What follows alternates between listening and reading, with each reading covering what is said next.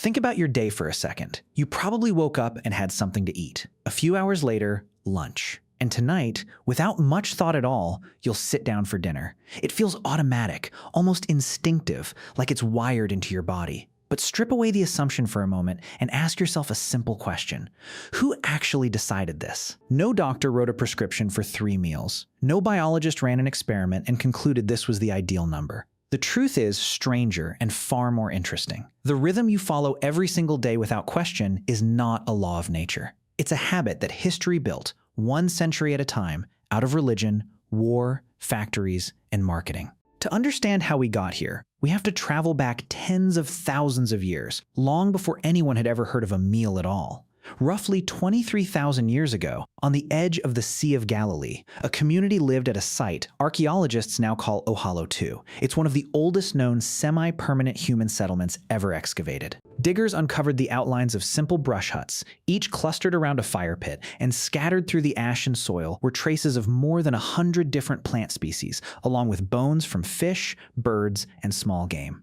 These were hunter-gatherers, and their relationship with food looked nothing like ours. They ate when there was something to eat. Not on a schedule, not at fixed hours, just whenever the hunt succeeded or the foraging paid off. Some days brought abundance. Other days brought nothing at all. There was no such thing as mealtime because there was no guarantee that food would exist at any given hour. Eating wasn't a routine back then. It was an outcome, entirely dependent on luck, season, and skill. Everything shifted around 10,000 BCE in a region known as the Fertile Crescent, spanning parts of what we now call Iraq, Iran, and Turkey. This is where agriculture first took hold, and it changed the human relationship with food forever. Once people could grow and store their own crops, they no longer needed to chase their next meal across the landscape. Food became something you could plan around, which meant people could finally stay in one place. Villages formed. Cooking techniques advanced. Sharing food with neighbors and family became a social event rather than a rare stroke of luck. And yet, even with all of this progress, a fixed 3-meal structure still didn't exist. What people ate, and how often, still depended heavily on where they lived, what crops grew nearby, and how much daylight they had to work with.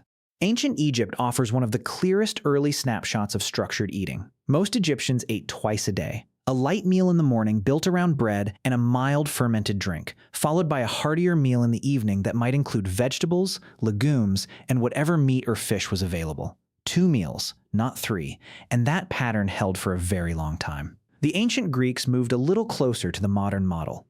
They had a small morning bite called akritisma, often just bread soaked in wine, followed by a midday meal known as ariston, and then a more substantial evening gathering called deepnon. But these weren't rigid, clock-based appointments the way our meals are today. People ate what was available when it made sense, and not everyone bothered with all 3. The Romans might be the most surprising chapter in this story. Here was one of the most highly organized civilizations in human history, an empire that built roads, aqueducts, and legal systems that still influence the world today.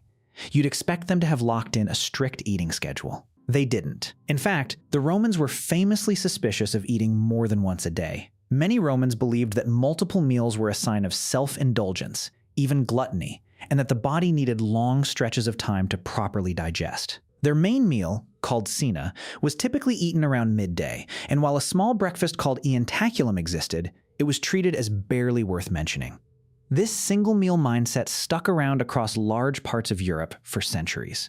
Then came a moment of real cultural collision. When European settlers arrived in the Americas, they encountered eating patterns among Native American communities that felt completely foreign to them. Indigenous groups often ate according to the rhythms of the seasons, feasting when food was plentiful, fasting when it wasn't, and adjusting constantly rather than following a fixed daily pattern. To European eyes, trained to see structure as a mark of civilization, this looked chaotic and primitive. That judgment, biased and unfair as it was, helped push the idea of a fixed, civilized meal schedule outward, eventually helping the 3-meal structure spread across much of the globe. So where did the specific number 3 actually come from? For that, we need to look at 16th century Europe, and one institution in particular, the British Royal Navy. Life at sea demanded predictability. Sailors performed grueling physical labor on a fixed schedule, and the Navy responded by serving 3 set meals a day. A simple breakfast of hardtack and salted meat, a substantial midday meal, and a lighter dinner in the evening. This wasn't about health science or tradition. It was pure logistics. Bodies doing hard physical work needed fuel delivered at predictable intervals, and 3 meals fit the shipboard routine. But it was the Industrial Revolution that truly cemented 3 meals into everyday life for the masses. Beginning around 1760 in Britain and spreading across Europe and North America over the following century, industrialization didn't just change what people made, it changed how people experienced time itself. For the first time in history, huge numbers of workers weren't tied to the loose, sunlight-driven rhythms of farm life. They were tied to a factory whistle. You clocked in at a fixed hour, worked a fixed shift, and got exactly 1 break in the middle of the day. Breakfast before the shift, lunch during the break, dinner after the whistle blew. 3 meals slotted perfectly into the mechanical rhythm of industrial labor. This wasn't a scientific discovery about human nutrition. It was an organizational solution to a scheduling problem. As cities swelled and farm life gave way to factory life, breakfast in particular grew in importance. The word itself tells the story: to break the fast of the previous night. In medieval Christian Europe, eating before morning mass was often frowned upon, which slowed the adoption of breakfast as a proper meal. But skipping food before a 10 or 12-hour shift on a factory floor wasn't spiritual restraint anymore. It was a genuine physical risk. Breakfast stopped being optional and became essential. Dinner changed too. Before industrialization, the biggest meal of the day was usually eaten at midday, when natural light was strongest and work could pause safely. But as gas lamps and later electric lighting let factories run deep into the evening, the main meal slowly migrated later in the day. By the mid-1800s, a hearty dinner after work had become the anchor of daily life across much of Europe and the United States. The final piece of the puzzle arrived in the early 20th century, and it came from an unlikely source: a health-obsessed entrepreneur named John Harvey Kellogg. Kellogg developed cornflakes as part of a broader health movement, and through relentless marketing throughout the 1920s and 1930s, the phrase, "breakfast is the most important meal of the day," worked its way into the public consciousness. This wasn't purely the result of nutritional research. It was also, quite plainly, good business. Cereal companies needed a reliable customer base eating their product every single morning, and the campaign worked spectacularly well, shaping breakfast habits that persist to this day. Now, here's the question that actually matters most. Does your biology genuinely want 3 meals a day? The science gives a nuanced answer. Every human being runs on a circadian rhythm, an internal 24-hour clock that regulates far more than just sleep. Research published in the journal Current Biology has shown that meal timing influences blood glucose regulation, insulin sensitivity, metabolic rate, and even how fat cells behave at the cellular level. In the morning, cortisol levels rise, and your body becomes remarkably efficient at processing food.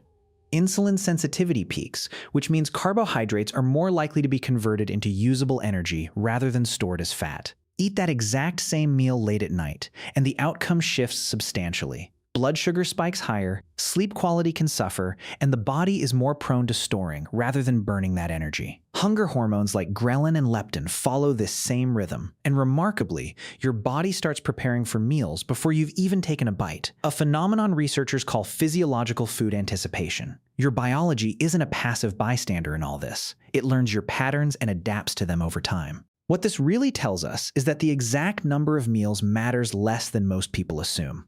2 meals, 3 meals, even 4 can all function well, as long as the bulk of your eating happens during daylight hours, when your body is metabolically primed to handle it.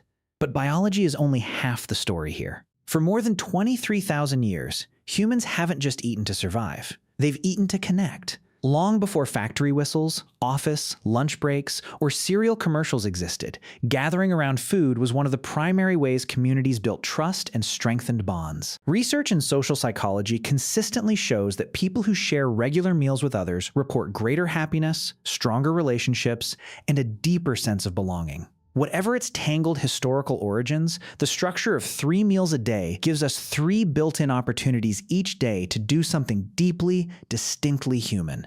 So why do we really eat 3 meals a day? Because sailors needed a schedule that matched brutal physical labor. Because factory workers needed predictable breaks that fit a mechanized world. Because medieval religious customs discouraged eating before mass. Because industrial society reorganized human life around the factory clock instead of the sun. Because a cereal company turned breakfast into a marketing campaign that never really ended. And because, underneath all of that historical noise, human biology already ran on rhythms that happened to line up conveniently with the story we built on top of them. 3 meals a day was never handed down as a biological law. But it isn't a meaningless accident either. It's the accumulated result of religion, agriculture, empire, industry, commerce, and human physiology, all quietly shaping each other across thousands of years. Tonight, when you sit down for dinner, just like billions of people have before you, you'll be taking part in a ritual that's far older, stranger, and more human than you ever realized.